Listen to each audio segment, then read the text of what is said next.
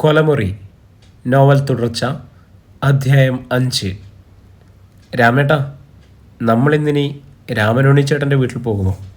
ഞാൻ ചോദിച്ചു. ഇല്ല, തോട്ടത്തിൻ്റെ വടക്കുഭാഗത്ത് എവിടെയോ ഒരു ചായ്പിലാണ് ഇനി നമ്മൾ താമസിക്കുക. ഇവിടെ നിന്നും ഭക്ഷണവും കിട്ടുമെന്ന് പറഞ്ഞിരുന്നു. നമ്മൾ മൃഗാശുപത്രിയുടെ വടക്കേ ഭാഗം ലക്ഷ്യമാക്കി നടന്നു. കുതിരകളും കാളകളും മറ്റു മൃഗങ്ങളുമുള്ള വലിയൊരു തൊഴുത്തിനോട് ചേർന്നുള്ള ചാച്ചിറക്കിൽ ഞങ്ങളുടെ ഇടം തരപ്പെടുത്തി. കിടക്കും മുൻപ് കിട്ടിയ കഞ്ഞിയും ചമ്മന്തിയും വിശപ്പിനൊരു മയം വന്നു. കൂടെ കഴിയുന്നവർ അവരുടേതായ ഭാഷകളിൽ കുശലങ്ങൾ പറഞ്ഞ് സമയം ചെലവഴിച്ചു.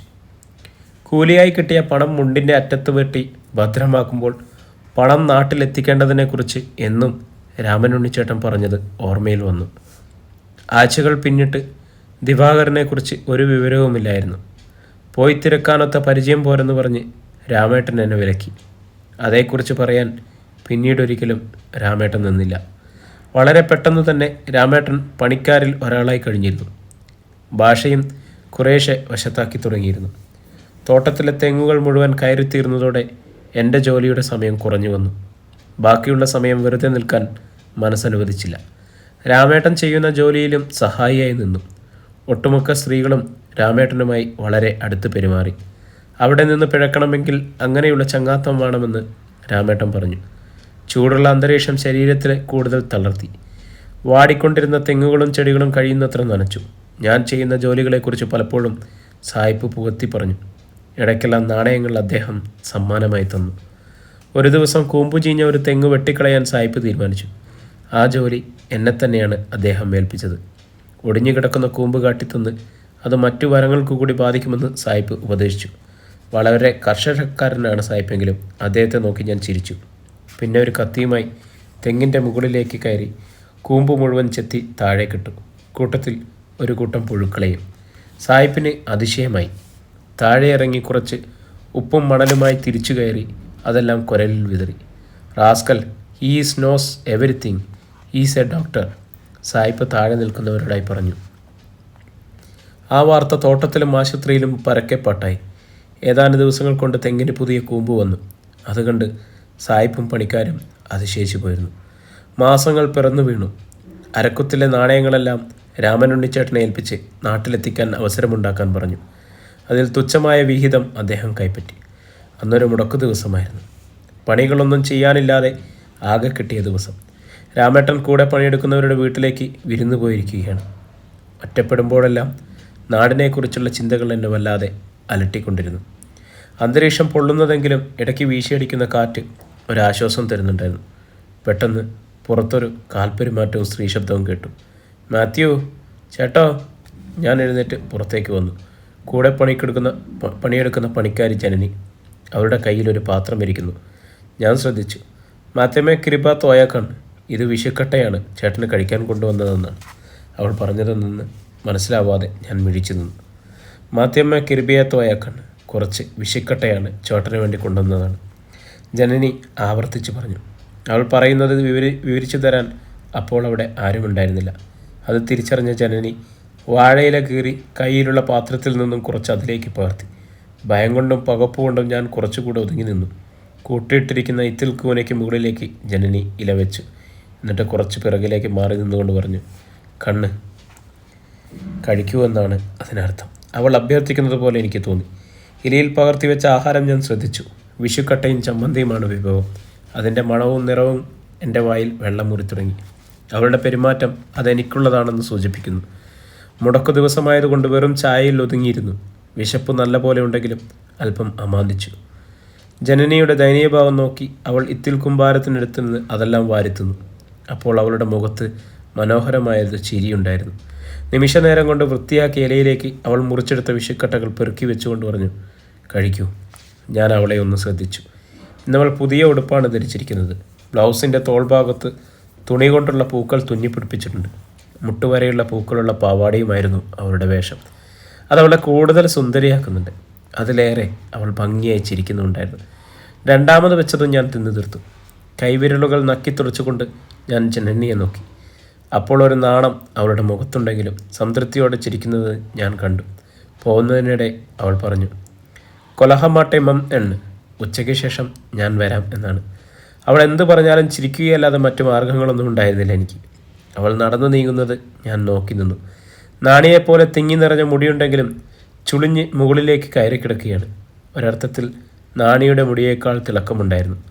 ജന്നി പോയതിനു ശേഷം പന്തലിച്ചു നിൽക്കുന്ന മാവിൻ്റെ ചുവട്ടിലിരുന്ന് ബീഡിയൊരെണ്ണം കത്തിച്ചു. അപ്പോഴും വയറ് നിറഞ്ഞു തേട്ടുന്നതിൻ്റെ എമ്പക്കം പുറത്തേക്ക് വരുന്നുണ്ടായിരുന്നു. രാമേട്ടനില്ലാത്തതുകൊണ്ട് ഒറ്റപ്പെടലിൻ്റെ ഒരു അസ്വസ്ഥത അനുഭവപ്പെട്ടു. അവധി ദിവസമായതുകൊണ്ട് വെപ്പുകാർ പല വഴിക്കും നീങ്ങിയിരുന്നു. കാലത്ത് ആ വാർത്ത അറിഞ്ഞപ്പോൾ മുതൽ ഒന്ന് വിഷമിച്ചു. എന്തായാലും സിംഹളത്തി ഇന്നത്തെ ദിവസവും കുശലാക്കി തന്നു. മെടയാനായി വെട്ടിയിട്ട ഓലകൾ കൂട്ടിയിട്ട് ഞാൻ അതിൽ കിടന്നു. ഊതി വിടുന്ന പുകയ്ക്കൊപ്പം ഓർമ്മകൾ എന്നെ പിടിച്ചു വലിച്ചുകൊണ്ടിരിക്കുന്നു. രാമൻ ഉണ്ണിച്ചേട്ടൻ്റെ കയ്യിൽ കൊടുത്ത പണം നാട്ടിലെത്തിയാൽ പിന്നെ നാണിക്ക് ഒരു ജോലിക്കും പോകേണ്ട ആവശ്യമില്ല. ആഹാരവും വസ്ത്രവും സുഭിക്ഷമായിരിക്കും. വിവരങ്ങൾ അറിയാൻ പുതുതായ ആരെങ്കിലും നാട്ടിൽ നിന്നും വരണം. അങ്ങനെ ആരും വന്നതായി അറിവില്ല. സമരങ്ങളൊക്കെ വിജയിച്ച് കാണും. ചെത്തുതൊഴിലാളിയുടെ കൂലി കൂട്ടിക്കാണും. ചെത്തുകാരുടെ പട്ടിണി കിടന്ന ഓർമ്മകളുടെ നിഴലുകൾ ഇനി ചരിത്രത്തോടൊപ്പം ഉണ്ടാവും. മാത്യ ചേട്ടാ, കേളു ചേട്ടാ എന്നാണ്. അവൾ ശിങ്കളത്തി വീണ്ടും വന്നിരിക്കുന്നു. കൂടെ ഒരു പയ്യനുമുണ്ട്. അവളെ കണ്ട് ഞാൻ പിടഞ്ഞെഴുന്നേറ്റു. അടിഞ്ഞു വീടാൻ തുടങ്ങിയ മുണ്ട് ധൃതിയിൽ വലിച്ചു കുത്തി. അവൾ ചിരിച്ചു. ആ മുഖം ഞാനൊന്ന് ശ്രദ്ധിച്ചു. ഇടതൂർന്ന പുരികം, നീണ്ട മൂക്ക്, തടിച്ച ചുണ്ടുകൾ, തുടുത്ത കവിൾത്തടം, കറുപ്പിനും വെളുപ്പിനും ഇടകലർന്ന നിറം. എൻ്റെ നോട്ടം സഹിക്കാതെ അവൾ തലതാഴ്ത്തി നിന്നു. പയ്യനെ ചൂണ്ടി അവൾ പറഞ്ഞു, മാകയമല്ലി സമരവീര, ഇതെൻ്റെ അനിയൻ സമരവീരനാണ്. പയ്യൻ ചിരിച്ചു. ഞാൻ പയ്യനെ ശ്രദ്ധിച്ചു. അവൻ മകനല്ല. അവൾക്ക് ഇത്രയും വലിയ മകനുണ്ടാകാനൊന്നും പ്രായമായില്ല. ചിലപ്പോൾ ശരിയാകും. ആരുമാകട്ടെ എന്ന് കരുതി. അവനെ ഞാൻ നോക്കി. ഞാനും ചിരിച്ചു. എൻ്റെ മുന്നിൽ കൊണ്ടുവച്ച ഓട്ടുപാത്രം നിറയെ ചോറും അതുവരെ കണ്ടിട്ടും കേട്ടുമില്ലാത്ത കറികളുമായിരുന്നു. രാവിലെ കഴിച്ച വിഷുക്കട്ടയും ചമ്മന്തിയും വയറ്റിൽ ഒഴിയാതെ കിടപ്പുണ്ട്.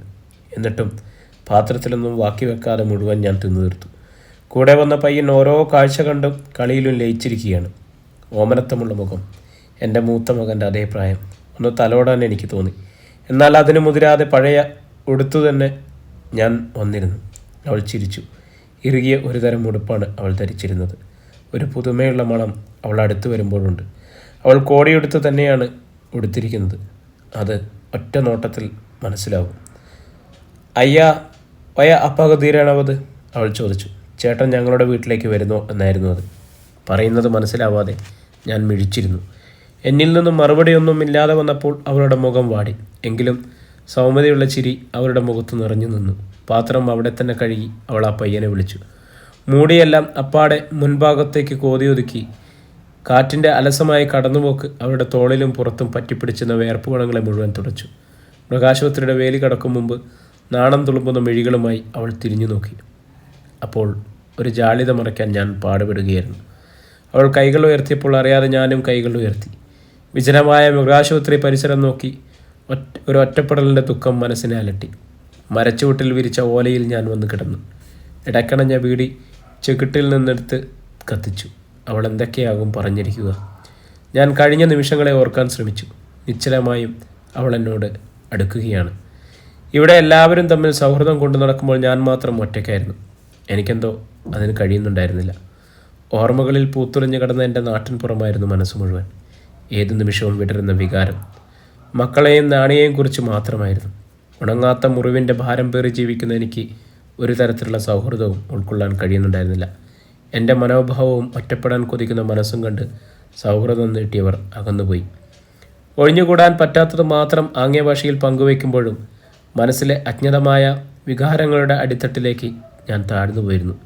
ജനനി അടുപ്പം കാണിക്കുമ്പോൾ മുതൽ അത് സഹോദര്യത്തിൻ്റെതാകാൻ ഞാൻ പ്രാർത്ഥിച്ചു. മൃഗശാലയിൽ കരുത്താർജിച്ച തൊഴിലാളി ഇന്ന് ഞാനാണ്. തൊഴിലിനോട് ഞാൻ കാണിക്കുന്ന ആത്മാർത്ഥത കൊണ്ട് സായിപ്പിനോട് എന്നോട് അതിയായ സ്നേഹം തോന്നി തുടങ്ങിയിരിക്കുന്നു. ജോലികളിലില്ലാത്ത സമയമില്ല. മൃഗങ്ങളെ പരിപാലിക്കാൻ കൂടിയതോടെ തെങ്ങുകയറ്റം ഒഴിവാക്കി തന്നു. എങ്കിലും മരങ്ങളുടെ മേൽനോട്ടം മുഴുവൻ എനിക്ക് തന്നെയായിരുന്നു. സമയം ഏറെ വൈകിട്ടും രാമേട്ടനെ കണ്ടില്ല. ഇനി ദിവാകരൻ്റെ അടുത്ത് പോയി കാണുമോ? ചോദ്യങ്ങൾ ഓരോന്ന് ഉയർന്നു തുടങ്ങിയിരിക്കുന്നു. രാമൻ ഉണ്ണിച്ചേട്ടൻ പറഞ്ഞത് ദിവാകരനെ ഒരു തോട്ടം തൊഴിലാളിയുടെ വീട്ടിൽ സ്ഥിരതാമസം തുടങ്ങിയെന്നാണ്. നാട്ടിൽ പണമയക്കാനും ഇതുവരെ എത്തിയിട്ടില്ലെന്ന് രാമൻ ഉണ്ണിച്ചേട്ടൻ പറഞ്ഞു. ഒരവധി ദിവസം നോക്കി ദിവാകരൻ്റെ താമസ സ്ഥലത്തേക്ക് പോകണം. ഞാനങ്ങനെ ആശ്വസിച്ചു. മൃഗശാലയിലും ചുറ്റുവട്ടത്തെ വീടുകളിലും കവലയിലും രാമേട്ടൻ്റെ സൗഹൃദം വ്യാപിച്ചുകൊണ്ടിരുന്നു. രാമേട്ടൻ അന്വേഷിച്ച് വരുന്നവരുടെ എണ്ണം വർദ്ധിച്ചുകൊണ്ടിരുന്നു. നാട്ടിൽ പാർട്ടി പ്രവർത്തനങ്ങൾക്ക് വേണ്ടി തൊഴിലാളികളെ സ്വരൂപിക്കാൻ രാമേട്ടൻ നാടാകെ ഓടി നടന്നിരുന്നത് ഞാനോർത്തു. ആ കാര്യത്തിൽ രാമേട്ടനോളം പ്രാപ്തി ആർക്കുമില്ല എന്നതാണ് വാസ്തവം. പുറത്തുപോയവർ ഇരുട്ടും മുൻപേ തിരിച്ചെത്തി. എല്ലാവരും നല്ലപോലെ ചാരായം കുടിച്ചിട്ടുണ്ടെന്ന് അവരുടെ പെരുമാറ്റത്തിൽ നിന്നും മനസ്സിലായി. ഇടയ്ക്ക് അപരിഷ്കൃതമായ ശബ്ദങ്ങൾ അവർ പുറപ്പെടുവിക്കുകയും ചിരിക്കുന്നുമുണ്ട്. രാമേട്ടനില്ലാത്ത സ്ഥിതിക്ക് കരുതലോടെ വേണം അവരോട് പെരുമാറാൻ. സൂര്യൻ പടിഞ്ഞാറമർന്നു. വന്നവർ ഓരോ ഇടങ്ങളിലായി വീണ് കിടന്നു. വിളിക്കാനോ എഴുന്നേൽപ്പിക്കാനോ നിൽക്കാതെ ഞാൻ ഒരിടത്തേക്ക് മാറിയിരുന്നു. നാട്ടിൽ ഇടവപ്പാതി തുടങ്ങിക്കാണും. പുരകെട്ടി കാണുമോ ആവോ. മുതലാളിയും വല്യേട്ടനും ഓല കടമായി കൊടുക്കും എന്നുള്ളതാണ് ആകെയുള്ള ആശ്വാസം. ദിവാകരനും ഞാനുമില്ലാത്തതുകൊണ്ട് പുരകെട്ടാൻ നാണിക്ക് കൂലിക്കാളെ നിർത്തി ചെയ്യിക്കേണ്ടി വരും. കിടക്കും മുൻപ് തോർത്തുകൊണ്ട് തല നല്ലോണം തുടച്ചു. ഇടയ്ക്കൊക്കെ ജനനി മനസ്സിൽ നിറഞ്ഞു വരുന്നുണ്ടായിരുന്നു. അവളുടെ നീണ്ട കണ്ണുകളിൽ അപ്പോഴും എന്നെ നോക്കുന്നത് പോലെ തോന്നി. എങ്ങും കൂരി ഇരുട്ട് മൂടി കിടക്കുന്നു. കൂടെയുള്ളവർ നല്ല ഉറക്കത്തിലാണ്. ഇടയ്ക്ക് തമിഴ് കലർന്ന ഭാഷയിൽ അവർ പുലമ്പുന്നുണ്ട്. ഞാൻ കരിവിളക്ക് കെടുത്തി മലർന്നു കിടന്നു. ഇടയ്ക്കെപ്പോഴോ ഉറക്കം തലോടുന്നതായി അനുഭവപ്പെട്ടു. അടുക്കളയിൽ പെരുമാറുന്ന ശബ്ദം കേട്ടാണ് ഞാൻ എഴുന്നേറ്റത്. നേരം പരപരാവിളെത്തിരിക്കുന്നു. പായ മടക്കി ചാച്ചിറക്കിലെ പഴുതിലേക്ക് തിരികെ വെച്ചു. ദിവസം ബീഡിയിൽ തന്നെ തുടങ്ങി. രാവിലത്തെ കർമ്മങ്ങൾ കഴിഞ്ഞ് കഞ്ഞി ഉണ്ടാക്കാനിടത്ത് എനിക്കുള്ള സ്ഥാനം പിടിച്ചിരുന്നു. ഇന്നലെ ഉറക്കത്തിൽ മുറവിളി കൂട്ടിയവർ ശാന്തരായിരുന്ന് കഞ്ഞിക്ക് കത്തിക്കുകയായിരുന്നു. എനിക്ക് ചിരിക്കാൻ തോന്നി. അടുത്തിടങ്ങളിൽ താമസിക്കുന്നവർ വന്ന് പേര് രേഖപ്പെടുത്തി ജോലി എന്തെന്നറിയാൻ കാത്തു നിൽക്കുന്നുണ്ടായിരുന്നു. രാമേട്ടനും ജനനിയും അപ്പോഴും എത്തിയിരുന്നില്ല. എൻ്റെ കണ്ണുകൾ ഇടവിട്ട് വേലിയിലേക്ക് പാഞ്ഞു. ഹാജർ എഴുതി പണിയെന്തെന്നറിയാൻ ഞാനും വരിയിലേക്ക് കയറി നിന്നു. അപ്പോൾ മനസ്സിനും കണ്ണിനും കുളിർമയൊരുക്കി വേലി കടന്നു വരുന്ന ജനനിയെ കണ്ടു. തൻ്റെ യൗവനം ത്രസിക്കുന്ന ചിരിയുമായി അവൾ എൻ്റെ അടുത്തേക്ക് വന്നു. ഇന്നലത്തെ ഉടുപ്പ് തന്നെയാണ് ഇന്നും അവൾ ഉടുത്തിരിക്കുന്നത്. അപ്പോഴും പുതുമയുടെ മണം ഹരം കൊള്ളിക്കുന്നുണ്ടായിരുന്നു. അവളുടെ മുഖത്ത് വല്ലാത്ത ഉത്സാഹമുള്ളതുപോലെ തോന്നി. ആ കണ്ണിലെ തിളക്കം കാണാൻ അവൾ അറിയാതെ ഞാൻ നോക്കി നിന്നു. മേൽനോട്ടക്കാർ പറയുന്ന പണികളിൽ അവൾ ലയിച്ചു. എനിക്ക് കിട്ടിയ ജോലിയുമായി ഞാനും ദിവസം ആരംഭിച്ചു. ജോലി ചെയ്യുന്ന സ്ഥലം ജനലിൽ നിന്നും വളരെ അകലെയായിരുന്നു. എങ്കിലും ഇടയ്ക്ക് അവൾ എന്നെ ശ്രദ്ധിക്കുന്നത് ഞാൻ കണ്ടു. ഉച്ചഭക്ഷണത്തിന് വരി നിൽക്കുമ്പോൾ ചില കുശലങ്ങൾ അവൾ എന്നോട് പറഞ്ഞു. ഭക്ഷണം കഴിക്കാനിരിക്കുമ്പോഴും പാത്രം കഴുകാൻ നിൽക്കുമ്പോഴും ജനനി എന്നോട് മാത്രം അടുത്ത് പെരുമാറി. അകലെ നിന്നും രാമേട്ടൻ നടന്നു വരുന്നത് കണ്ടു. കൂടെ പ്രിയംവതിയൊക്കെയുമുണ്ട്. ഏകദേശം രാമേട്ടൻ്റെ അത്ര പ്രായം വരും അവർക്ക്. 2 മക്കളുണ്ടെന്ന് രാമേട്ടൻ പറഞ്ഞിരുന്നു. അര ദിവസത്തെ ഹാജർ എഴുതിയ അവർ ജോലിയിൽ പ്രവേശിച്ചു. പണിക്കിടയിൽ ഞാൻ ചോദിച്ചു, രാമേട്ടൻ ഇന്നലെ എവിടെയായിരുന്നു? ഞാനാകെ പേടിച്ചുപോയി. രാമേട്ടൻ ചിരിക്കുകയല്ലാതെ ഒന്നും പറഞ്ഞില്ല. കുറച്ചു കഴിഞ്ഞ് എന്നെ അടുത്തേക്ക് വിളിച്ചു നിർത്തിക്കൊണ്ട് പറഞ്ഞു, ഡാ, ഇന്നലെ ഞാൻ പ്രിയംവതയെ വിവാഹം കഴിച്ചു. ഇനി മുതൽ അവൾ എൻ്റെ ഭാര്യയാണ്. അപ്പോൾ നാട്ടിലെ ഭാര്യയും മക്കളോ? ഞാൻ ചോദിച്ചു. എൻ്റെ ചോദ്യം രാമേട്ടൻ പ്രതീക്ഷിച്ചിരുന്നു. ഇതൊരു തരത്തിൽ നാട്ടു നടപ്പാണ്. നമ്മൾ എത്ര നാൾ ഇവിടെ ഉണ്ടാകുമോ അത്ര നാൾ അവർ നമ്മുടെ ഭാര്യ. രാമേട്ടൻ വളരെ നിസാരമായാണ് അത് പറഞ്ഞത്. പിന്നെ എൻ്റെ മുഖത്തെ ഗൗരവം നോക്കി നിർത്താതെ ചിരിച്ചു. ഞങ്ങൾ പണികളിൽ ഏർപ്പെട്ടു. രാമേട്ടൻ മടക്കിക്കുത്തിനിടയിൽ പുറത്തു കണ്ടുവരെയുള്ള കളസം പുതുമയുയർത്തു. അപ്പോഴാണ് തലയിൽ കെട്ടിയ തോർത്തും ഇട്ടിരിക്കുന്ന ഷർട്ടും ഞാൻ ശ്രദ്ധിച്ചത്. അതെല്ലാം പുതിയതായിരുന്നു. എനിക്ക് രാമേട്ടനോട് വെറുപ്പ് തോന്നി. പെണ്ണുങ്ങൾ പ്രിയവതി അക്കയെ പൊതിഞ്ഞിരിക്കുന്നത് കണ്ടു. അവരുടെ വർത്തമാനങ്ങൾ കേട്ട് അക്ക തലകുമ്പിട്ട് നിൽക്കുന്നു. അന്നത്തെ പണികൾ അവസാനിച്ചു. മൃഗങ്ങൾ കൂടുകളിൽ മുളഞ്ഞു. കോഴികൾ മാത്രം കൂടിനു ചുറ്റും തീറ്റയ്ക്ക് വേണ്ടി ബഹളം കൂട്ടി. അന്ന് മുഴുവൻ കൊത്തിക്കളയായതുകൊണ്ട് ശരീരം നന്നോണം വിയർത്തിരുന്നു. വേർപ്പ് തുടച്ച് കൂലി വാങ്ങാൻ എല്ലാവർക്കുമൊപ്പം വരിയിൽ ഞാൻ നിന്നു. തൊട്ടുപിറകിൽ ജനനിയുമുണ്ടായിരുന്നു. യൗവനം നിറഞ്ഞു ത്രസിച്ച അവളുടെ അവയവങ്ങൾ എൻ്റെ പിറകിൽ തൊട്ടുരുമുന്നുണ്ടായിരുന്നു. ജനനിക്ക് ഒരു ബുദ്ധിമുട്ടുണ്ടാവാതിരിക്കാൻ ഞാൻ കുറച്ചുകൂടി മുന്നോട്ട് നീങ്ങി.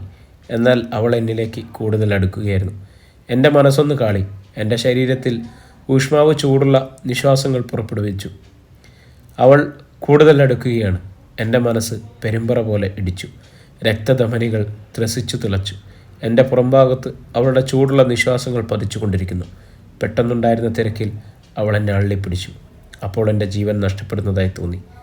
പണം കൈപ്പറ്റി അത് മുണ്ടിൻ്റെ കുത്തിൽ ഭദ്രമാക്കി ചായ്പിലേക്ക് നടക്കുകയായിരുന്നു. എൻ്റെ മുന്നിലേക്ക് ജനനി കടന്നു വന്നു. ജീവിതം എനിക്ക് വേണ്ടി ത്യജിക്കാൻ വേണ്ടി തയ്യാറായ അവളുടെ മുഖം എനിക്കപ്പോൾ ഭയമായിരുന്നു. ഭാര്യയും മക്കളുമുള്ളത് എനിക്കങ്ങനെ പറ്റൂ. രാമേട്ടൻ പറഞ്ഞത് വളരെ ശരിയാണ്. ഇവിടുത്തെ രീതി ഇങ്ങനെയാണ്. എങ്കിലും ജനനി ഇത്ര ചെറുപ്പത്തിൽ വിശ്വസിക്കാൻ പാടുപെടുകയായിരുന്നു. പോകാൻ നേരം അവളുടെ കണ്ണുകളിൽ ശോഭ കുറഞ്ഞിരുന്നു. അതെന്നോടുള്ള പരിഭവമായിരിക്കും എന്ന് തോന്നി. എന്തായാലും ഇനി ഞാൻ കൂടുതൽ ശ്രദ്ധിക്കേണ്ടിയിരിക്കുന്നു. ജനനി പോയപ്പോൾ മുതൽ മനസ്സിലൊരു വേദന അനുഭവപ്പെട്ടു തുടങ്ങി. നഷ്ടബോധമാണോ, അതോ അതുവരെ അനുഭവിച്ച സ്പർശന സുഖമാണോ എന്ന് ഞാൻ സംശയിച്ചു. ഏയ്, അതിനെന്ത് കുറ്റബോധം. എല്ലാം നിസാരമായി അതിൻ്റെ പാട്ടിന് വിട്ട് മേൽ കഴുകി ഭക്ഷണത്തിന് കാത്തിരുന്നു. രാമേട്ടൻ ഇനി മുതൽ പ്രിയംവദയക്കയുടെ വീട്ടുകാരനാണ്. രാമേട്ടൻ്റെ ഭാര്യ ഇതൊക്കെ അറിഞ്ഞാൽ ഹൃദയം പൊട്ടി മരിക്കും. ചന്ദ്രിക മാനത്ത് ചിരിച്ചു നിൽക്കുന്നുണ്ട്. ചെന്നങ്കോളിനോട് ചേർന്നുള്ള തോട്ടിൽ കുളിക്കാൻ പോകുമ്പോൾ നാണി ചിറയിലിരുന്ന് നിലാവിനെക്കുറിച്ച് മൂളുന്ന വരികൾ ഓർമ്മയിൽ വന്നു. എന്നും മധുരമുള്ള ദിവസങ്ങൾ സമ്മാനിക്കാറുള്ളവരാണ് നാണി. അവളെ പിരിഞ്ഞിട്ട് മാസങ്ങളായിരിക്കുന്നു. നശിച്ച വികാരണങ്ങളെ തൊട്ടുണർത്തി ജനനി അടുക്കാൻ ശ്രമിക്കുമ്പോൾ മനസ്സ് വല്ലാതെ പിടയുന്നുണ്ടായിരുന്നു. അന്നൊരു ദിവസം രാവിലെ മുതൽ ഉദ്ദേശിച്ച പോലെ അത്ര എളുപ്പമുള്ള ജോലിയല്ലായിരുന്നു. തെങ്ങ് കയറ്റവും ഇലകളിൽ മരുന്ന് തളിക്കലും. സാധാരണ മൂക്കും വായും കെട്ടിയിട്ട് വേണം തെങ്ങിൻ്റെ പട്ടയിലിരുന്ന് കലക്കിയ മരുന്ന് കുരലിൽ ഒഴിച്ചു കൊടുക്കാൻ. മരുന്ന് സായിപ്പിൻ്റെ നാട്ടിൽ നിന്നും കൊണ്ടുവന്നതാണെന്ന് പ്രത്യേകം പറഞ്ഞിരുന്നു. അതൊന്നും ശ്രദ്ധിക്കാതെയാണ് ഞാൻ കുപ്പി തുറന്നത്. എനിക്ക് ഭൂമി മുഴുവൻ തിരിയുന്നത് പോലെ തോന്നി. എൻ്റെ ബോധം നശിച്ചുകൊണ്ടിരിക്കുമ്പോഴാണെന്ന് എനിക്ക് മനസ്സിലായി. ഓർമ്മ തിരിച്ചു കിടുമ്പോൾ എൻ്റെ അടുത്തിരുന്ന് നെറ്റിയിൽ തലോടുന്ന ജന്നിയാണ് ആദ്യം കണ്ടത്. ഞാൻ എഴുന്നേൽക്കാൻ ശ്രമിച്ചപ്പോൾ അവൾ തടഞ്ഞു. ഒരു മയക്കത്തിലെന്നോണം ഞാൻ കടന്നു. സമയം സന്ധ്യയായിട്ടും അവൾ എൻ്റെ അടുത്ത് തന്നെ ഇരുന്നു. ഇടയ്ക്ക് അന്വേഷിച്ചു വന്ന മല്ലികയോട് എന്തോ കാര്യമായി പറഞ്ഞ് ഉപദേശിക്കുന്നത് കേട്ടു. അധികം വൈകാതെ മല്ലി 2 ചെറുപ്പക്കാരെയും കൂട്ടി വന്നു. അവർ എന്നെ താങ്ങിയെടുത്തു. വേണ്ട വേണ്ട എന്ന് പറഞ്ഞെങ്കിലും അവർ അത് കാര്യമാക്കാതെ എന്നെയും എടുത്തു നടന്നു.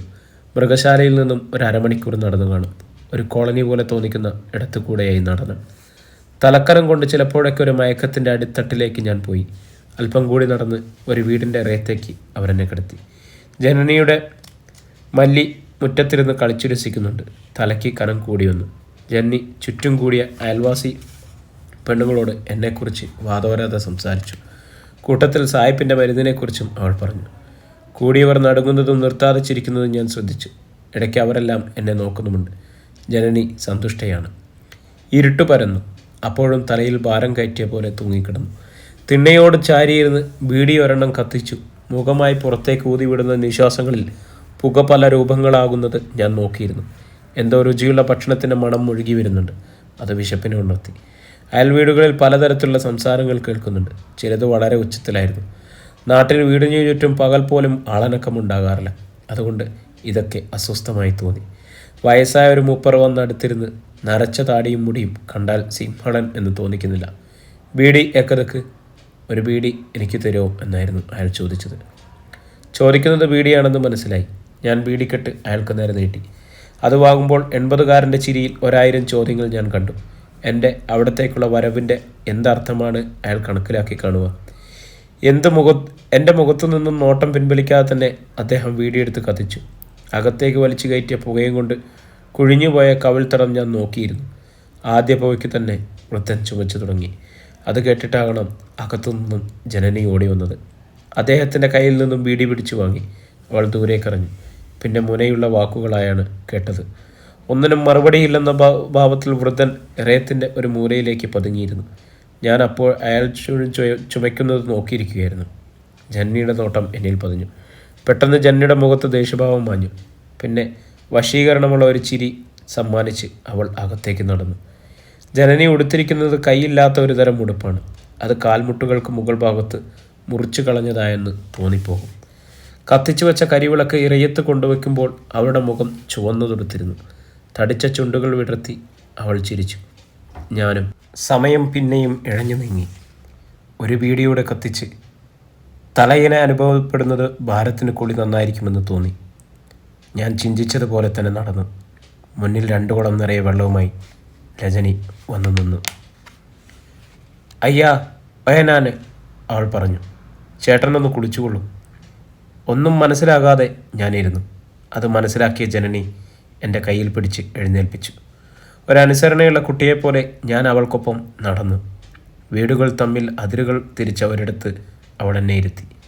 ഒരു കലത്തിലേക്ക് വെള്ളം പകർത്തി വെച്ച് അവൾ മാറി നിന്നു. അടുത്തു നിൽക്കുന്നവരെ പോലും കാണാൻ സാധിക്കാത്ത ഇരുട്ടായിരുന്നു അപ്പോൾ അവിടെ. തോർത്ത് അരയിൽ ചുറ്റി. ഉടുത്തിരുന്ന മുണ്ട് മാറ്റിയിട്ടു. വെള്ളം തലയിൽ വീണപ്പോൾ ഒരു സുഖം തോന്നി. ഞാൻ തല നല്ലപോലെ കുടഞ്ഞ് ആസ്വദിച്ചു. ഇരുട്ടിൻ്റെ മറവിൽ അവളെ വ്യക്തമാകുന്നില്ലെങ്കിലും ജനനി തൊട്ടു തന്നെയുണ്ടെന്ന് തോന്നി. ഇടയ്ക്ക് വെള്ളത്തിൽ മുക്കി വെച്ച ഇലകൾ പിഴിഞ്ഞ് എൻ്റെ കൈകൾ തന്ന് അവൾ മാറി നിന്നു. അതെന്തിനാണെന്ന് മനസ്സിലാകാതെ ഞാൻ ചുറ്റും നോക്കി. ജനനി എൻ്റെ അടുത്ത് വന്ന് നനഞ്ഞ ഇല കൊണ്ട് എൻ്റെ ശരീരം തേച്ച് കഴുകാൻ തുടങ്ങി. അവളുടെ സ്പർശനം എന്നെ വല്ലാതെ വികാരം കൊള്ളിച്ചു. ഞാൻ അവളുടെ കയ്യിൽ പിടിച്ചു. അത് പ്രതീക്ഷിച്ച പോലെ അവൾ എന്നെ പുണർന്നു. ഞാൻ പകച്ചു പോയിരുന്നു. അപ്പോഴേക്കും ജനനി വല്ലാണ്ട് മുന്നോട്ട് പോയിരിക്കുന്നു. ഒരു നിമിഷത്തിൽ എനിക്ക് അവളെ വായി പുണരേണ്ടി വന്നു. സമയം ഇഴഞ്ഞു നീങ്ങി. ഞാൻ മുറ്റത്ത് തളർന്നു കിടന്നു. പറ്റിപ്പിടിച്ച ഉണക്ക ഇലകളും മണ്ണും തട്ടിക്കളഞ്ഞ് ജനനി എഴുന്നേറ്റിപ്പോയി. ഒരു മരവിപ്പും തളർച്ചയുമായിരുന്നു എനിക്കപ്പോൾ. കലികയറിയ വികാരത്തെ ഞാൻ ശപിച്ചു. അവൾ ഇത്ര പെട്ടെന്ന് ആക്രമിക്കുമെന്ന് ഞാൻ കരുതിയിരുന്നില്ല. അവശേഷിച്ച വെള്ളം തലയിൽ കോരിയൊഴിച്ച് ഉടുത്തിരുന്ന് തോർത്ത് പൂരിപ്പിഴിഞ്ഞ് തോർത്തി. പരിപൂർണ നഗ്നനായി നിൽക്കുന്ന എൻ്റെ ശരീരം എനിക്ക് പോലും കാണാൻ കഴിയുമായിരുന്നില്ല. പരിപൂർണ നഗ്നനായി നിന്ന എന്നെ അവൾ ഒരിക്കൽ കൂടി പുണർന്നു. അവളെന്നിലേക്ക് കടൽ തിര പോലെ പടർന്നു കയറി എന്നെ ഒരിക്കൽ കൂടി കാമാഗ്നിയിൽ തളച്ചു. ഇപ്രാവശ്യം വിരിച്ചൊരുക്കിയ പായയിലേക്കാണ് ആനയിച്ചത്. ഞാൻ വിളിച്ചുപോയി എൻ്റെ തമ്പുരാട്ടിയെന്ന്. വിളി കേട്ട പോലെ അവളൊന്ന് ഞരങ്ങി. പിന്നീടെപ്പോഴോ എൻ്റെ നെഞ്ചിൽ തളർന്നുറങ്ങി. ജനനിയെ മാറ്റിക്കിടത്തി ഞാൻ മുറ്റത്തേക്ക് ഇറങ്ങി നിന്നു. പെട്ടെന്നുദിച്ച ചന്ദ്രക്കല ഇരുട്ടിനെയാകെ കീറി മുറിച്ചു. വല്ലാത്ത അസ്വസ്ഥതയുമായി ഞാൻ നിറയത്ത് തലകുമ്പിട്ടിരുന്നു. ബീഡിപ്പൊതി പലയിടത്തും തപ്പി നോക്കിയെങ്കിലും കണ്ടെത്താനായില്ല. നേരം വെളുക്കുകയായിരുന്നു. വൃദ്ധൻ മൂടിപ്പുതച്ച പുതപ്പുമായി പുറത്തേക്ക് പോകുന്നത് കണ്ടു. മല്ലി തൻ്റെ കളിയിൽ മുഴുകി. അവളെ മാത്രം കണ്ടില്ല. ഇനി ഉറങ്ങുകയാകുമോ? വെളിച്ചം പരന്നു തുടങ്ങിയപ്പോൾ അകലെ വീണുകിടക്കുന്ന വീടിക്കെട്ട് കണ്ടു. ആർത്തിയോടെ അതെടുത്ത് കത്തിച്ചു. ഒരു പുക ഊതി തുറന്നപ്പോൾ മുന്നിൽ വെട്ടിത്തിളങ്ങുന്ന പാദങ്ങൾ കണ്ടു. ഞാൻ തലയുയർത്തി നോക്കി. അപ്പോൾ അവളുടെ മുഖം കുനിഞ്ഞിരിക്കുകയായിരുന്നു. അയ്യോതോ ചേട്ടാ ചായ, അവൾ ചിരിച്ചുകൊണ്ട് പറഞ്ഞു. എനിക്ക് നേരെ നീട്ടിയ ചായപാത്രത്തിൽ പിടിക്കുമ്പോൾ എൻ്റെ വിരലുകൾ അവളുടെ വിരലുകളെ തഴുകിയിരുന്നു. അവൾ നാണിച്ചെന്നോണം അകത്തേക്ക് ഓടി. ചൂടുള്ള ചായ ഊതിക്കുടിച്ച് ഞാൻ ഇന്നലകളെ മറക്കാൻ ശ്രമിച്ചു. മനസ്സിൽ തീരാത്ത കുറ്റബോധം അലട്ടിക്കൊണ്ടിരിക്കുന്നു. വഴിയരികിൽ വീണുകിടക്കുന്ന എന്നെ താങ്ങിയെടുത്ത് അവൾ ശുശ്രൂഷിച്ചു. ഒരു ഭാര്യ ചെയ്യുന്ന പോലെ പരിപാലിച്ചു. എന്നാൽ ഇന്നലെ വീശിയടിച്ച കാറ്റിൻ്റെ മർമ്മരം എന്നെ ശകാരിക്കുകയാണ്. ഞാനിനി നാണിയുടെ മുഖത്ത് എങ്ങനെ നോക്കും? ഇല്ല, എനിക്കാവില്ല. ഇന്നലെ ജനലിയിൽ പ്രകടമാക്കിയ ഭ്രാന്തുള്ള വികാരങ്ങൾ മനസ്സിനെ തിളച്ചു കയറി. കഴിഞ്ഞു പോയതെല്ലാം ശരിക്കും നടന്നതാണെന്ന് വിശ്വസിക്കാൻ പാടുപെട്ടു. അകത്ത് അനക്കങ്ങൾ കേട്ടു തുടങ്ങി. ജനനി പുറത്തേക്ക് വരും മുമ്പ് ഞാൻ മുറ്റത്തേക്കിറങ്ങി മാവിൻ്റെ ഇല കൊണ്ട് പല്ലുകളിലെ ബീഡിക്കറകൾ ഉരച്ചു കളഞ്ഞു. കുറച്ച് വെള്ളമെടുത്ത് വായും മുഖവും കഴുകി. മൃഗാശുപത്രിയിലേക്ക് പോകാനിറങ്ങുമ്പോൾ ജനനി ഇറയത്ത് കൊണ്ടുവച്ചിരുന്ന പുഴുങ്ങിയ കപ്പ കണ്ടു. ഇനിയും ജനനിക്കൊരു ഭാരമാവാതിരിക്കാൻ ഞാനത് ശ്രദ്ധിക്കാതെ നടക്കാൻ തുടങ്ങി. കണ്ണയ്യ, കഴിക്കു ചേട്ടാ എന്നവൾ പറഞ്ഞു. അവൾ കൂടുതൽ എന്തെങ്കിലും പറയുമ്പോഴേക്കും ഞാൻ നിന്നു. അവളുടെ സ്വരത്തിന് മൂർച്ചയേറുന്നത് പലപ്പോഴായി അനുഭവപ്പെട്ടുള്ളതാണ്. രാവിലെ തന്നെ അതിന് വഴിവെക്കാതെ ഇറയത്തിരുന്ന് അതെല്ലാം കഴിച്ചു. അപ്പോഴേക്കും അവൾ എൻ്റെ മൂടി കോതിയൊതുക്കുകയായിരുന്നു. പരിസരം അവൾ മറക്കുന്നുണ്ട്. എന്നാൽ ചുറ്റുമുള്ള വീട്ടുകാർ അതൊന്നും കാര്യമാക്കുന്നുണ്ടായിരുന്നില്ല. ഒരു വിവാഹ ജീവിതത്തിന് അങ്ങനെ ചടങ്ങുകളൊന്നും ആ നാട്ടിലുണ്ടാകില്ല. അതുകൊണ്ട് തന്നെ സാമൂഹികമായി എന്നെ അവളുടെ ഭർത്താവായി കണക്കാക്കുന്നുണ്ടായിരിക്കും. എന്നാൽ എനിക്കിത് ചിന്തിക്കാൻ പോലും കഴിയുന്നില്ലായിരുന്നു. മനസ്സിൽ വല്ലാത്ത കുറ്റബോധമുണർന്നു. ഞാൻ എഴുന്നേറ്റ് മൃഗശാലയിലേക്കെന്നോണം ഇറങ്ങി. കുറച്ച് ദൂരം നടന്നു നോക്കി. വന്നത് ഇരുട്ടായതുകൊണ്ട് തന്നെ അർദ്ധബോധത്തിലായതുകൊണ്ടും വന്ന വഴി തിരിച്ചറിയാനായില്ല. അല്പനേരം സംശയിച്ചു നിന്നു. നിവൃത്തിയില്ലാതെ ഞാൻ ജനനിയുടെ വീട്ടിലേക്ക് നടന്നു. അപ്പോൾ ജനനി മുറ്റത്തിരുന്ന് കുളിക്കുകയായിരുന്നു. പാവാട മുലക്കച്ച പോലെ കെട്ടിയിരുന്നു. അവളുടെ ഇരിപ്പ്, എൻ്റെ ദൃഷ്ടി അവളുടെ ശരീരത്തിലൂടെ ഇഴഞ്ഞു. അപ്പോഴേക്കും മനസ്സിനെ ശാന്തമാക്കാൻ ഞാൻ പാടുപെടുകയായിരുന്നു. ഇല്ല, ഇനിയാവില്ല. വീടി കത്തിച്ച് വെട്ടേഴിയിലേക്ക് തന്നെ നടന്നു. ചുറ്റുമുള്ള പെണ്ണുങ്ങൾ അടക്കം പറഞ്ഞ് എന്നെ നോക്കി ചിരിക്കുന്നുണ്ടായിരുന്നു. സമയമെടുക്കാതെ ജനനിയും ഇറങ്ങി. നടക്കുന്നതിനിടെ അവൾ എൻ്റെ കൈക്കീൽ പിടിച്ചു. ഇടയ്ക്കത് പിടിവിക്കാൻ ഞാൻ ശ്രമിച്ചെങ്കിലും കഴിഞ്ഞില്ല. അവൾ വിടിയിച്ചില്ല. എന്നും പറയുന്നതാകും കൂടുതൽ ശരി. മൃഗശാലയിൽ രാമേട്ടനുണ്ടായിരുന്നു. ഞങ്ങൾ ഒന്നിച്ചു വരുന്നത് കണ്ട് അയാൾ ചിരിച്ചു. കൂടെയുള്ള ജോലിക്കാരും ചിരിച്ചു. അതൊരു കൂട്ടച്ചിരിയായി മാറി. അന്ന് പടികൾക്കൊന്നും ഒരു താല്പര്യവും ഉണ്ടായിരുന്നില്ല. കുറ്റബോധം മനസ്സിനെ മുറിവേൽപ്പിച്ചു. ഉച്ചഭക്ഷണത്തിന് അവൾ കൂടെ തന്നെ ഉണ്ടായിരുന്നു. മോന്തിക്ക് കൂലി വാങ്ങി മുറിയിലേക്ക് നടക്കാൻ തുടങ്ങിയപ്പോൾ ജനനി എൻ്റെ കയ്യിൽ പിടിച്ചു. ഞാനന്ന് കുതറി മാറിയപ്പോൾ അതുവരെയുടെ അവളുടെ മുഖം മാറി. അവൾ വിതുമ്പിക്കരയാൻ തുടങ്ങി. ഇത് കണ്ട് രാമേട്ടൻ വിളിച്ചു പറഞ്ഞു, എടാ, ഇവിടുത്തെ ആചാരപ്രകാരം നീ ഇപ്പോൾ അവളുടെ ഭർത്താവാണ്. അധികം വേഷം കെട്ട് കാണിക്കാതെ അവളുടെ കൂടെ പോടാ. രാമേട്ടൻ്റെ വാക്കുകൾ കേട്ട് ഞാൻ സ്തംഭിച്ചു പോയിരുന്നു. ജനനി കയ്യിൽ നിന്നും ഒന്ന് പിടിച്ചപ്പോൾ ഞാനൊന്ന് ഞെട്ടി. പിന്നെ എൻ്റെ ചലനം യാന്ത്രികമായിരുന്നു. വഴിയിലത്രയും അവൾ എന്തൊക്കെയോ പറഞ്ഞു. പുതിയ ഭാഷയിലെ വാക്കുകളെ തിരിഞ്ഞെങ്കിലും അതിനൊന്നും എനിക്ക് ഉത്തരമില്ലായിരുന്നു. തിണ്ണയിൽ തൊറുപ്പ് ബീഡി വലിച്ചിരിക്കുന്ന കാരണവരെ ദൂരെ നിന്ന് തന്നെ കണ്ടു. ജനനിയെ കണ്ടപാടെ ബീഡിക്കുറ്റി ദൂരെ എറിഞ്ഞ് അയാൾ പുറത്തേക്ക് നടന്നു. ഇനിയൊരു പിന്മാറ്റം സാധ്യമല്ലെന്ന് ജനനിയുടെ ഓരോ പെരുമാറ്റത്തിലും എനിക്ക് മനസ്സിലായി. ഇനിയൊക്കെ കാലം തളിക്കുന്ന വഴിയിലൂടെ നടക്കുക തന്നെ. പണി കഴിഞ്ഞു വരുന്ന പെണ്ണുങ്ങൾ എന്നെ നോക്കി ചിരിക്കുന്നത് കണ്ടു. അപ്പോൾ എൻ്റെ ഉള്ളിൽ ഒരു ഭീതി വളരുന്നുണ്ടായിരുന്നു. മല്ലി, മല്ലി, അവൾ വിളിച്ചു. ജനനിയുടെ ശബ്ദം ഇത്തിരി ദേഷ്യത്തിലായിരുന്നു. അകലെ നിന്നും ഓടി വന്ന പയ്യനോട് അവൾ കാര്യമായി സംസാരിച്ചു. രാത്രിയായതോടെ വീടുകളിലെ തിരുനാളങ്ങൾ അടഞ്ഞു തുടങ്ങി. ചുറ്റുവട്ടം കൂരിരുട്ടിൽ അമർന്നു. മീനച്ചൂടിൽ വിയർത്തു നനഞ്ഞ അവരുടെ ശരീരത്തിൽ എൻ്റെ നിശ്വാസങ്ങൾ പതിഞ്ഞു. പ്രഭാതം പൊട്ടിവിരിഞ്ഞിട്ടും സകലതും നിശബ്ദമായിരുന്നു. ഉറക്കത്തിലും എൻ്റെ നേരിയ ചലനങ്ങൾ അവൾ അറിയുന്നുണ്ടായിരുന്നു. എത്ര പെട്ടെന്നാണ് കാര്യങ്ങൾ തിരുത്തപ്പെടുന്നത്. കാലം എല്ലാം മായ്ച്ചു കളയുമെന്ന് തോന്നൽ ഇപ്പോഴെനിക്ക് ഇല്ലാതായി. സൂര്യൻ ഉദിച്ചിട്ടും എഴുന്നേൽക്കാൻ തോന്നിയില്ല. പുറത്തുനിന്നും ആൾപ്പെരുമാറ്റം കേട്ട് ജനനി എഴുന്നേറ്റ് പോയി. ഏറെക്കുറെ നേരം പിന്നെയും ഞാനങ്ങനെ കിടന്നു. അധ്യായം 9. ദിവസങ്ങൾ പലതും കൊഴിഞ്ഞുപോയി. മൃഗശാലയിൽ പറമ്പ് പണിക്കാരിൽ ഒരാൾ വസൂരി വന്ന് കിടപ്പിലായി. അതോടെ സായിപ്പ് അസ്വസ്ഥനായി. അധികം വൈകാതെ സായിപ്പ് തീരുമാനമെടുത്തു. അയാളെ തോട്ടത്തിൻ്റെ പിൻഭാഗത്തുള്ള പൊന്തക്കാട്ടിൽ ഉപേക്ഷിക്കുക. ആ തീരുമാനത്തിൽ എല്ലാവർക്കും ദുഃഖം തോന്നിയെങ്കിലും ആരും പ്രതികരിച്ചില്ല. സായിപ്പിനോടുള്ള ഭയത്തേക്കാൾ കൂടുതൽ അത് ആ നാടിൻ്റെ രീതിയായിരുന്നു. ചെറുപ്പക്കാരുടെ ചില മുതലും മുറുമുറുപ്പുകൾ ഉയർന്നെങ്കിലും സായിപ്പിൻ്റെ തീരുമാനം അന്തിമമായിരുന്നു. പായോടുകൂടി ആ ജീവനുള്ള ശരീരം ആൾവാസമില്ലാത്ത പൊന്തക്കാട്ടിൽ ചുമന്നുകൊണ്ടുപോയി ഉപേക്ഷിക്കുക. അരുതെന്ന് പറയാൻ തുനിഞ്ഞ എന്നെ ജനനി തടഞ്ഞില്ല. സായിപ്പിനെ എതിർത്തത് ശരിയല്ലെന്ന് മാത്രമല്ല, പകർച്ചവാദി സകലർക്കും പകരുമെന്ന് അവൾ കരുതുന്നുണ്ട്. അവിടെ സായിപ്പിൻ്റെ തീരുമാനങ്ങൾക്ക് മറുവാക്കില്ലെന്നും അവൾ ഓർമ്മിപ്പിച്ചു. മറ്റൊരു തൊഴിലാളി സുഹൃത്തിനെ കൂടി ശരീരം വസൂരി ബാധിച്ചതോടെ ഞങ്ങൾ പായയോടെ പൊക്കി നടന്നു.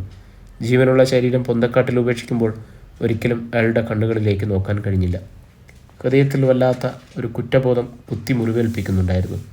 ഒരർത്ഥത്തിൽ ജീവിതത്തിലെ ഏറ്റവും വേദനയേറിയ അനുഭവം ഇതായിരുന്നുവെന്ന് ഞാൻ ഓർത്തു. നല്ലവണ്ണം മുങ്ങിക്കുളിച്ച് നനഞ്ഞത് മാറി പണിയെടുക്കുമ്പോൾ മുതിർന്ന ഞങ്ങളെ സായിപ്പ് തടഞ്ഞു. കാരണമറിയാതെ ഞങ്ങൾ പരിഭ്രമിച്ചു. സായിപ്പിൻ്റെ തീരുമാനത്തിൽ മാറ്റമുണ്ടാവുമെന്ന് കരുതി ഞങ്ങളൊരു ഭാഗത്തേക്ക് മാറി നിന്നു. സഹാനുഭൂതി എന്തെന്ന് സായിപ്പിന് അറിയില്ല. ചെയ്തുപോയ വിഡ്ഢിത്തമോർത്ത് ഞാൻ പശ്ചാത്തപിച്ചു. സായിപ്പ് കാണലെ ജനനിയുടെ അടുത്തേക്ക് വരാൻ പോലും മടിച്ചു. ഒരാവേശത്തിലെന്തോ ഉച്ചയ്ക്ക് ഭക്ഷണം അവൾ എൻ്റെ അടുത്ത് കൊണ്ടുവന്നിച്ച് ഒരിടത്തേക്ക് മാറി നിന്നു. അപ്പോൾ അവളുടെ മുഖത്ത് ഹൃദയം മുറിക്കുന്ന തരത്തിലുള്ള വാക്കുകളുണ്ടായിരുന്നു. ദൂരെ നിന്നും അതൊക്കെ കണ്ടു നിന്ന് സായിപ്പിൻ്റെ മുഖത്ത് ചിരി വിടർന്നത് കണ്ടു. ജനനി അടുത്തു വന്ന് എന്തോ പറഞ്ഞു കരഞ്ഞു. ഞാൻ ദയനീയമായി അവളുടെ മുഖത്തേക്ക് നോക്കി. അവൾ പറഞ്ഞതൊന്നും എനിക്ക് മനസ്സിലായില്ല എന്നവൾക്ക് ബോധ്യമായി. പിന്നെ കരഞ്ഞുകൊണ്ട് അവിടെ നിന്നും ഓടിപ്പോയി. ഒരകലം കണക്കാക്കി നിന്നുകൊണ്ട് രാമേട്ടൻ പറഞ്ഞു, കേള, നീ ഇതൊക്കെ ചെയ്യാൻ പാടുണ്ടായിരുന്നോ? ഇനി നിനക്കും വസൂരി വരും, അതുറപ്പാണ്. അതുകൊണ്ട് നിന്നെ ഇനി പണിക്ക് കയറ്റുമെന്ന് തോന്നുന്നില്ല. തന്നിഷ്ടമായിരുന്നില്ലേ എല്ലാം ഒറ്റയ്ക്ക് അനുഭവിക്കുക. ആളുകൾ ഇന്ന് കാണലേ നിൻ്റെ അടുത്ത് എനിക്കും ഇങ്ങനെ വരാൻ സാധിക്കുകയില്ല. മറ്റൊന്നും തോന്നരുത്. രാമയ്യ, മഹട്ടയ്യ, രാമയ്യ ഇവിടെ വരൂ. പ്രിയംവതിയൊക്കെ രാമേട്ടനെ ശകാരിച്ചു. രാമേട്ടൻ നടന്നു പോകുന്നിടെ രാമേട്ടൻ ഒന്ന് തിരിഞ്ഞു നോക്കി. കയ്യിലാണെങ്കിൽ ആകെയുള്ളത് കുറച്ച് ബീഡി മാത്രം. ഇനി ഭക്ഷണം കിട്ടുമെന്ന് തോന്നില്ല. എന്തായാലും പ്രതീക്ഷ കൈവിടാതെ ഒരു ഭാഗത്തിരുന്നു. വൈകിട്ട് പാചകക്കാരൻ ചിരട്ടയിൽ കഞ്ഞി ഒഴിച്ചു തന്നു. അപ്പോഴും അയാൾ മുറുമുറുക്കുന്നുണ്ടായിരുന്നു. നേരം വെളുത്തു. ഞാൻ മൃഗശാലയുടെ ഒരറ്റത്ത് ഓല കൊണ്ടൊരു ഷെഡ് വെച്ച് കെട്ടി. കൂടെയുള്ള ആളെയും അതിൽ കിടത്തി. ഉച്ചയോടെ ചിരട്ടയിൽ കഞ്ഞി കിട്ടി. വിശപ്പിന് ശമനമാകുന്നിടത്ത് ഹൃദയം മുറിഞ്ഞ വാക്കുകളുണ്ടായിരുന്നു. രാവിലെ മുതൽ പണിക്കാരുടെ കൂട്ടത്തിലൊന്നും ജനനിയെ കണ്ടില്ല. ഇനി അവൾ വന്നു കാണുമോ? ഞാൻ കാണാതെ എവിടെയെങ്കിലും പണിയെടുക്കുന്നുണ്ടായിരിക്കും. അന്നത്തെ കൂലിയില്ലെങ്കിൽ അവളുടെ വീട്ടിലെ കാര്യം കഷ്ടമാണ്. മുണ്ടും കെട്ടിയുള്ള കാശിൽ നിന്നും കുറച്ച് അവൾക്ക് കൊടുക്കാമായിരുന്നു. കുറച്ചകലം മാറി നിന്ന് പണിയെടുക്കുന്ന രാമേട്ടനെ കണ്ടു. സമാധാനവും സന്തോഷവുമുള്ള ഒരു ജീവിതം കുതിച്ച് എനിക്ക് കിട്ടാൻ പോകുന്നത് മരണമാണ്. ഞാൻ ഭയപ്പെട്ടു. പട്ടിണിയാണെങ്കിലും കഴിഞ്ഞകാല ജീവിതത്തിൻ്റെ മധുരം മയവിറക്കി മരണമെന്ന മോചനത്തിൻ്റെ ദിനവും കാത്ത് ഞാൻ കാത്തിരുന്നു. ഒരു ദിവസം കൂടി പറന്നു. കൂടെയുള്ളവനും എനിക്കും പ്രത്യേകിച്ചൊന്നും തന്നെ സംഭവിച്ചില്ലെങ്കിലും മൃഗശാലയിൽ മറ്റൊരാൾക്ക് കൂടി വസൂരി എന്നറിഞ്ഞ് സായിപ്പ് ഞങ്ങൾ വിളിപ്പിച്ചു. ഞങ്ങൾ അയാളെ കൂടി ഉപേക്ഷിക്കാൻ ആവശ്യപ്പെട്ടു. അനുസരിച്ചില്ലെങ്കിൽ കഞ്ഞിയില്ലെന്ന് ഉറപ്പായി. നിവൃത്തിയില്ലാതെ ആ മനുഷ്യനെയും പൊന്തക്കാട്ടിൽ കൊണ്ടുപോയി വെച്ചു.